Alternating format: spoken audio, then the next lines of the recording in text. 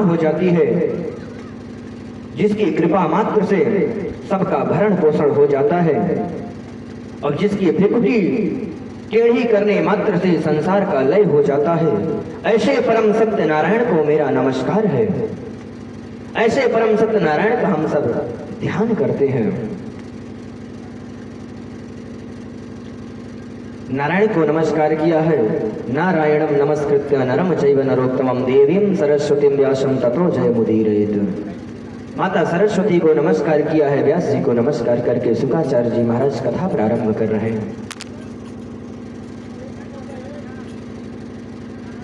नैमिषारण्य की वह पावन भूमि, यहाँ पर 88,000 ऋषिजन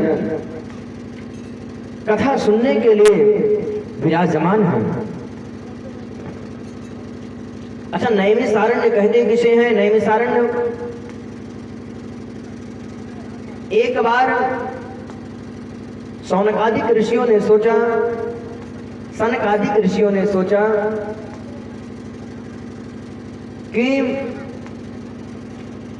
भगवान की कथा के लिए, एक धर्म यज्ञ के लिए कहीं एक स्थान बनाया जाए जहां पर निरंतर हजारों वर्ष तक बिना विघ्न के भगवान की कथा चलती रहे। यह मन में विचार करके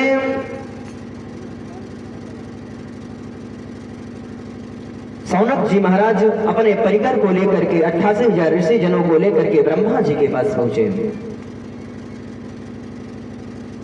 ब्रह्मा जी के पास पहुंचा, ब्रह्मा जी से कहा, महाराज कोई इस पृथ्वी में ऐसी स्थान बताइए जहां पर हम लोग एक विशाल ज्ञान यज्ञ कर सके, जहां किसी भी प्रकार का विघ्न ना पड़े।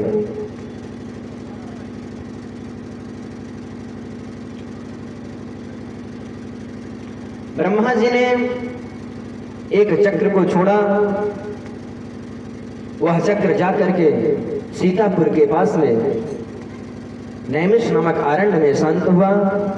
वह स्थान नैमिषारण्य बना। वहीं पर 88,000 ऋषिजन आज विराजमान हैं। उन सब के बीच में 20 वर्षीय श्री सूत जी महाराज व्यासपीठ पर सुशोभित हो रहे हैं।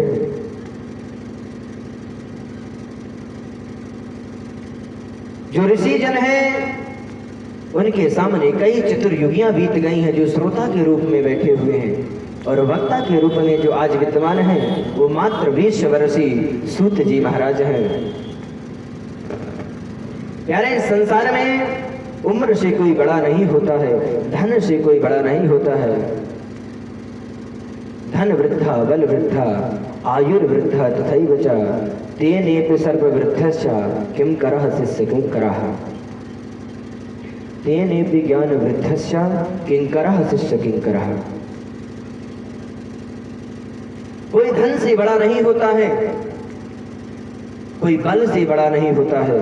अगर कोई वास्तव में बड़ा होता है तो ज्ञान से बड़ा होता है।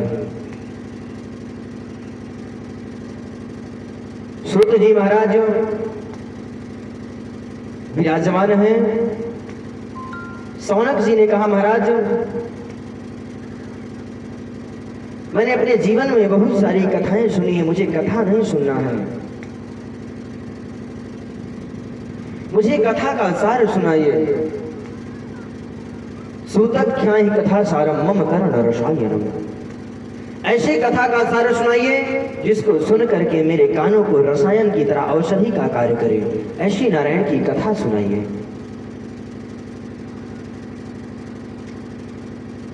सूत जी महाराज प्रसन्न हो गए।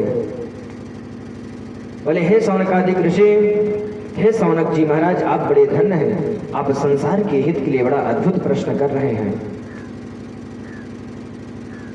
और आज उतने में ही सौनक जी महाराज ने एक नहीं 6 प्रश्न कर दिया। इसी 6 प्रश्न में पूरी श्रीमद् भागवत महापुराण की कथा समाविष्ट हो गई। क्या कहते हैं? किम श्रेयः शास्त्र सारः कः स्वतारस्य प्रयोजनम किम कर्म के अवतारस्य धर्मः कं शरणं गतः। किम श्रेयः शास्त्र सारः। महाराज, शास्त्र का सार क्या है?